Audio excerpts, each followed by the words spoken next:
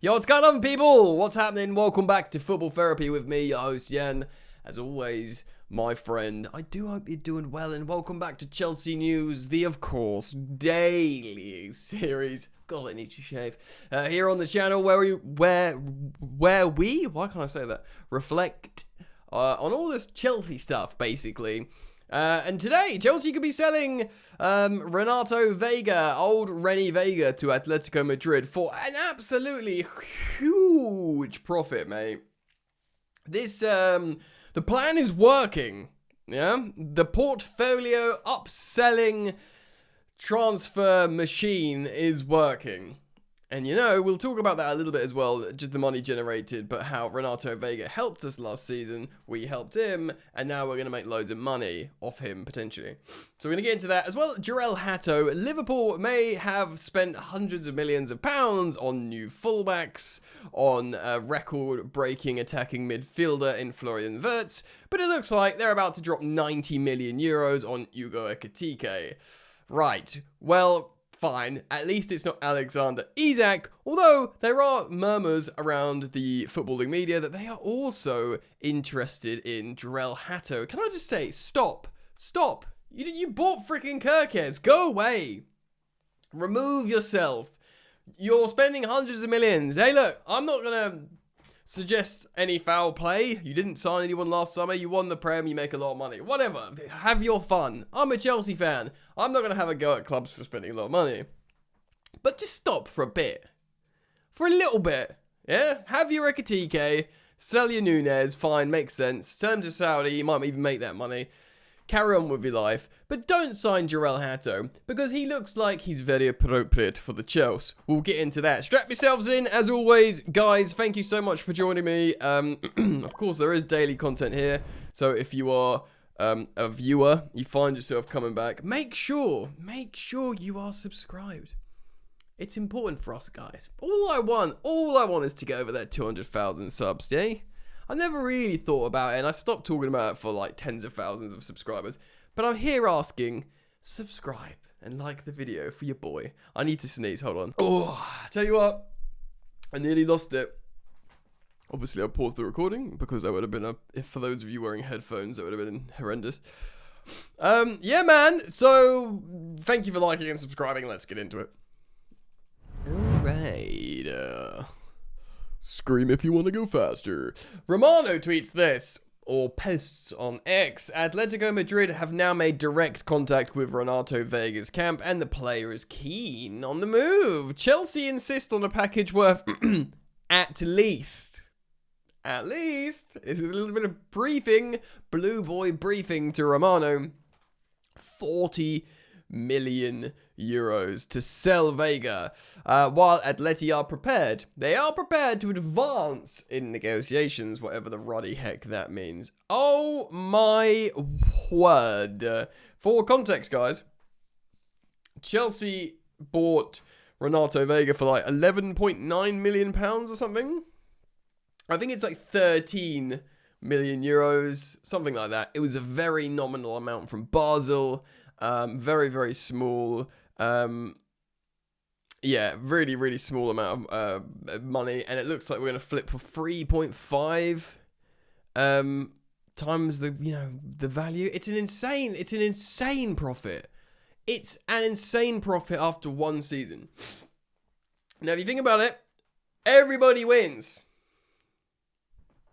Everybody wins. Right, so we bought him for some reason, Chelsea took a chance on him when others weren't. He was at Basel, he was a young teen, he was very impressive when he signed, if you take your memory back, because he speaks with great confidence, gregarious, assertive, and he speaks like 1,000 languages, he speaks with personality, and I was like, wow, this like teenager, how old is he? How old is Renato? And well, there's loads of Vegas, so I should put Renato in front of that. Renato Vega, he is 21 years old, so we signed him when he was 20, I guess? Yeah, just. Very young, and I was like, wow, this young man is very impressive. As you know, he speaks all these languages, the way he speaks. And then it was peculiar when he wanted to dip in January. I was kind of initially, and to a degree, still hurt. Like, what, bro? You were like gassed. You came to Chelsea. You talked about a big game. And then you were like, oh, cool, well, Juventus. I'm just going to dip over there for a bit. And actually, upon reflection, I kind of respect the hustle, yeah? Because my guy, he was like, he's in full hustle mode. He's like, right, I got the Chelsea move. I'm supposed to be here, speak with my chest, which he does. Played really well. Got into the Portuguese national team, starting lineup in competitive games, by the way, starting in his preferred position at centre-back. Was like, man, I'm running hot. Chelsea weren't not playing him. They were rotating him as a left-back for Cucurella, playing him in midfield. He possibly even played at centre-back once or twice for Chelsea as well. I think he did. But he was like, yeah, Chelsea's cool, but I'm running hot, and this is the vibe. This is where the energy is. I'm going to Juventus. I'm not going to, pledge my allegiance to Chelsea. I'm just going to go where the vibes are. Footballing is a short career, being a footballer. And he was like, right, now Juventus, did well there, and he's just basically... He's surfing the crest of the wave, and I gotta respect it. I respect it because he's doing what's best for him. He's not being like, oh, I did play a lot of Conference League games for Chelsea, and I'm young, and, they did give me the platform to become a international. I should stay around. He's like, nah, bun that, fam. And because, he's not like a Chelsea academy boy, I kind of respect the hustle, and it's done us wonders because... His value's just gone boop, boop, boop, boop, boop. Like, yep, I can play well for Chelsea, I can play well for Juventus, I can play well for my country. Who wants me, baby? And robust, combative, central defensive defender, but he can, even if he doesn't want to, he can still play left back, he can still play in CDM. Diego Simeone of Atletico Madrid is like, thank you very much. So, all that being said... Yeah, man, we make loads of extra money. He was a contributing figure in a Conference League win, which was great. Winning trophies is I always said it. I said it all last season. I really want to win the Conference League. I'm happy we're in it. We haven't won a trophy for a while. It's an opportunity for this group to lift silverware and be like, this is what it feels like. Looking over at the Arsenal players, like, this is what it feels like. So... although, of course, he wasn't there for the trophy lift. But I liked the Conference League. I thought it was important. He contributed to that. I'm thankful for that. We're going to treble our money on him. At least treble our money on him. Great piece of business. Man, we move. All right. 1 second. So, we made a lot of money, man. We made huge profit on Noni. We made, pure profit on Bashir Humphreys. Kepa was a 5 million book profit because it was an extension. 40 million euros at least. Let's just say we get the 40 million euros, which is what, 36 million pounds? Incredible over-tribling profit, our money. And there'll be others. We only need to get, obviously we'll get down to the tricky ones. Hopefully we can get Jerel Felix home to Benfica, and hopefully we can get Nkunku to Bayern Munich. This is where I'm just putting players in my preferred destinations for them. Jerel Felix deserves a nice homecoming. He talks about how he hasn't got a home. That is his home. He needs to go back there and just, be the guy again, link up with Di Maria, and I know Di Maria's gone now, hasn't he? But you know what I mean? Stuff like that. Just nice story. Nkunku, the really unfortunate injury to Musiala, and Nkunku can play in inside spaces. They were interested in him. I'd rather he go there than Man United, personally, because there is a player there. And then Raheem Sterling, for me, I'm still saying it. I'll say it again. I think the happiest ending for Raheem Sterling, I know he definitely doesn't want Saudi, but I think is Turkey. Because they different tax laws, still pay high wages. He won't have to take a massive wage cut at his age. He's trying to still make loads of money for his, I think he's got a few kids, big family. And you can play in the Champions League. And the fans are incredible out there in Turkey. They're really, really partisan supporting, fans and big, epic games and stuff. So it's like what, my brain. Oh my God, what's his name? Wilfried Zaha. Whether it's Galatasaray, Fenerbahce, or Besiktas or something like that. That's just what I think Sterling should do. I don't know if he wants to move out of London. Either that or take a 60% wage cut and go to Fulham. Because even Brentford or Palace ain't going to play even that 40% of your wages. So That's why I think there are lots of sales to do. Chelsea already making loads of money. I know UEFA had fined us for the breach of rules. We knew it was coming because of the hotel sales. The women's team sales does not account for the UEFA rules. It's only Premier League PSR rules. We knew that was coming. We got the fine. We needed to sell. We've begun selling. It's all good. Let's talk about Jerel Hato. All right, so I do want to look at him a little bit. If we are to forgive Rob Sanchez, which it's not about forgiving him, it's about accepting him as the appropriate candidate to take this Chelsea team forward. I'm not prepared to do that just yet. I'm very thankful for how he performed in America. Incredibly thankful for a semi-iconic performance against PSG in goal in the final. But still, for me personally, looking forward, Rob Sanchez isn't the guy to build. So I don't think it's a crisis because a goal Chelsea are a good team at the moment and he's in the goal. But if we could get a new goalkeeper, I would. For me, the biggest problem position, and I know we're looking at a left winger, is Cucurella backup. Cucurella is probably in the top 2 left backs in the world at the moment. Say it with my chest. It's probably him and a player that we cooked the other day, Nuno Mendes. But Cucurella plays every single game for Chelsea. His minutes are insane. He plays every game for Spain. He's only 26 or something. We must not overcook Cucurella. And we needed, with Ishe going to Strasbourg, we need backup. And it does seem like this boy, Jerel Hato, is the guy. He can play right centre-back, interestingly. But yeah, left centre-back / left-back being his main position. As you can see, he's only 19. I think he's got loads of games already. Despite only being 19, he's contracted until 2028, so he's 3 years left. Transfer market has him at 35 million euros, which is, what's that? 31 million pounds? Absolutely no chance. It's going to cost way more than that to get him. But let's look at his X value. Here he is. He's a build-up director. Look at his heat map. That is Cucurella all over.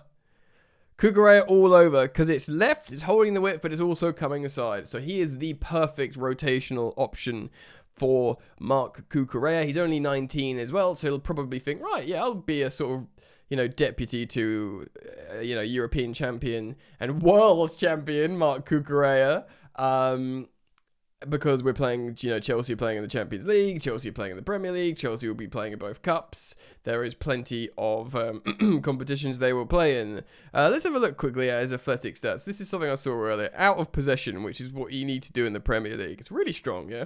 So he is in the top 5% for high speed distance, which is great. At 89th percentile for sprint distance. Sprints, he's in the top 3% of all defenders. So he is in accelerations here, as you can see, per 90, 34, over 34. So he's really good out of possession. And that's what you need in the Premier League to work really hard. I think he looks just right. Short passing is very good. His expected threats from passes is really good. So actually, I think he's the guy. And I think he is the priority signing. The fact that Liverpool are going from now is really frustrating.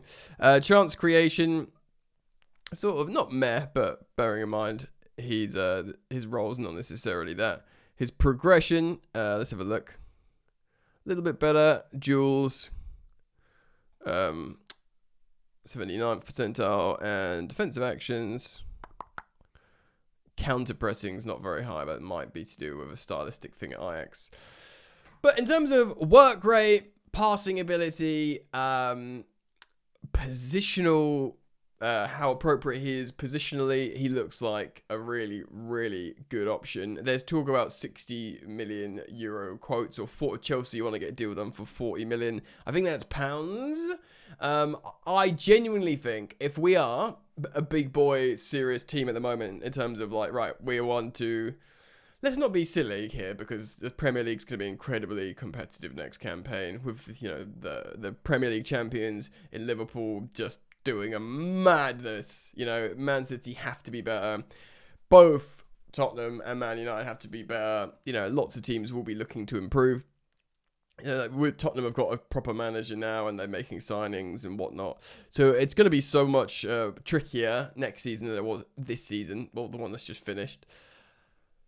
So I feel like we need to get top 4 again. I think that's realistic. I feel like rather than say where we're going to finish in top 4, I think it's points. And I feel like with that, we just need foundational rotational options. We're pretty good, man. We're pretty good. But that Cucurella, I'm circling that. I'm going, right, Cucurella's out.